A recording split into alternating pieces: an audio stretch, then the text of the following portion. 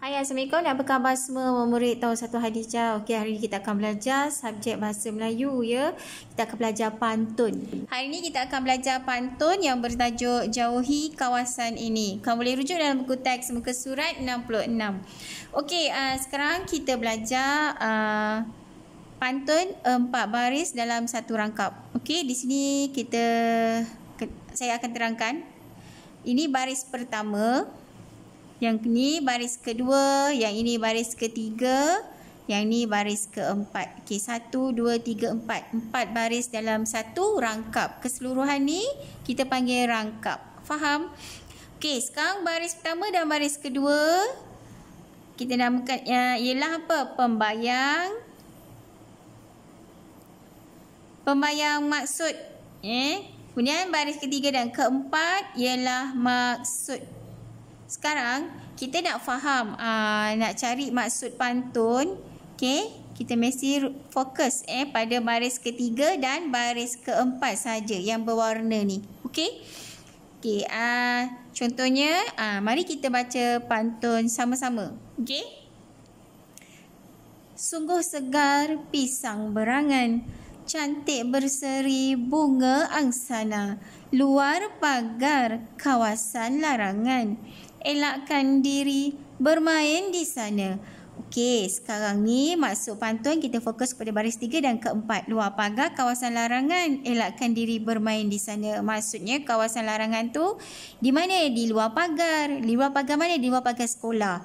Jadi kita perlu elakkan diri bermain di sana. Maksudnya kawasan luar pagar kerana itu mengundang bahaya. Faham? Okey, sekarang kita lihat perbincangan suasana di dalam kelas guru dan murid.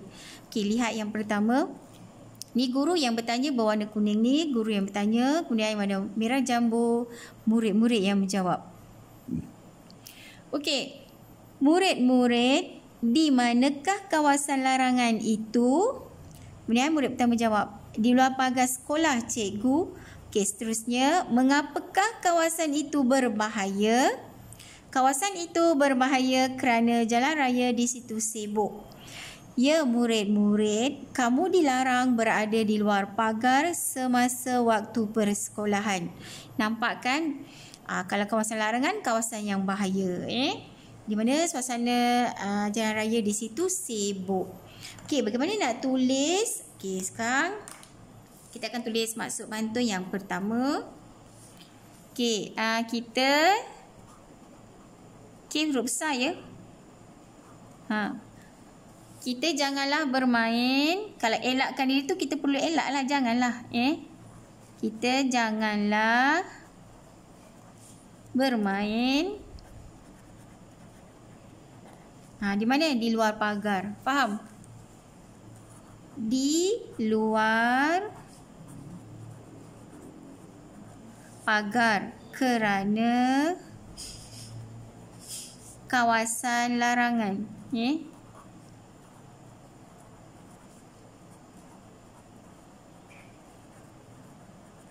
Noktah. Faham?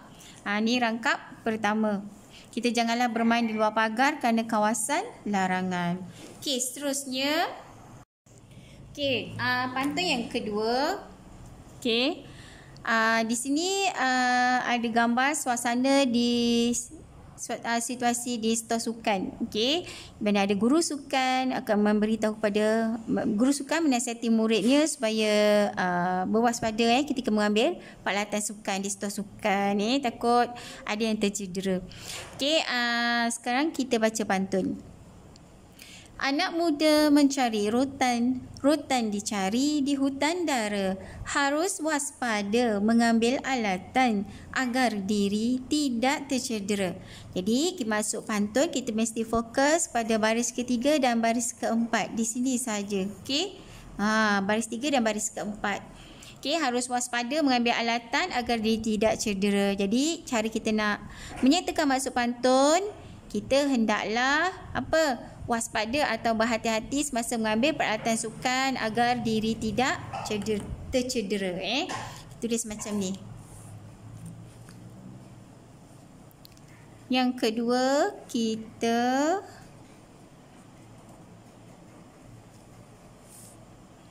hendaklah Ikut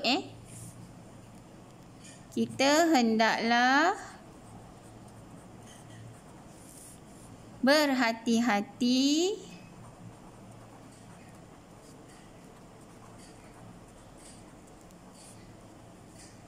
semasa mengambil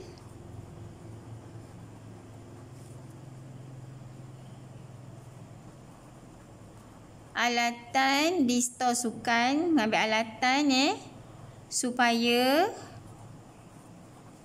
tidak tercedera. Okey, noktah. Tulis macam ni kita hendaklah berhati-hati semasa mengambil alatan supaya tidak tercedera. Maksudnya kita perlu berhati-hatilah semasa mengambil peralatan sukan supaya tidak tercedera. Okey, seterusnya rangkap yang ketiga. Ni gambar suasana atau situasi di kawasan di tempat letak motosikal dan basikal. Okey. Kemudian kamu lihat ada gambar ni terempat motosikal. Okey. Jadi sekarang kita baca pantun ni. Beli sepukal durian di dusun, manggis seguni harganya rendah. Basikal dan motosikal diletak tersusun, bermain di sini mengundang padah. Okey, kita fokus baris ketiga dan baris keempat sahaja. Okey, yang ini sahaja.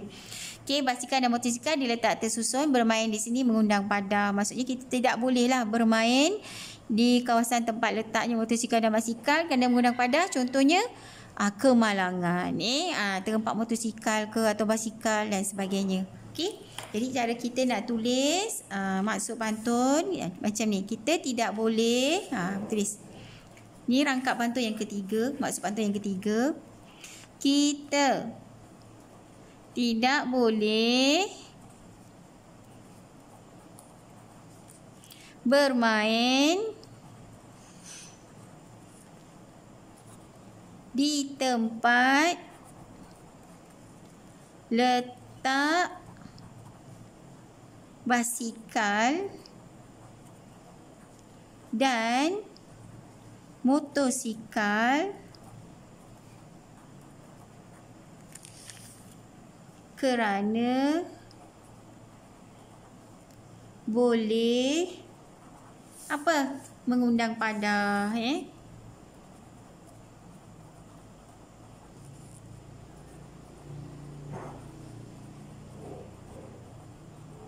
Noktah.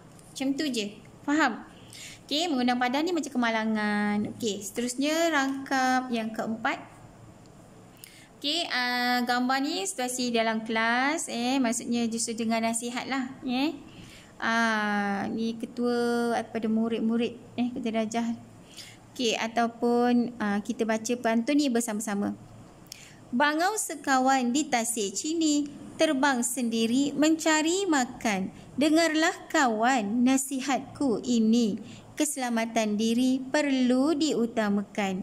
Jadi kita fokus baris ketiga dan baris keempat sahaja untuk mencari maksud. Okey, dengarlah kawan nasihatku ini, keselamatan diri perlu diutamakan. Jadi kita perlu utamakan keselamatan diri. Di mana saja, terutama di kelas, di kawasan persekolahan. Okey, sekarang nak bina, kita nak cari maksud, mesti bina ayat betul-betul. Kita kita mesti utamakan keselamatan diri walau di mana sahaja. Faham? Terutama di sekolah. Itu saja. Saya harap sekarang kamu dah faham cara untuk kita menyatakan maksud pantun dengan betulnya. Ini jangan lupa fokus pada baris ketiga dan keempat sahaja. Kemudian saya nak kamu buat latihan dalam buku aktiviti muka surat 72 hingga 73 yang ini. Faham? Yang ini. 72 hingga 73. Okey, itu saja. Sekian, terima kasih.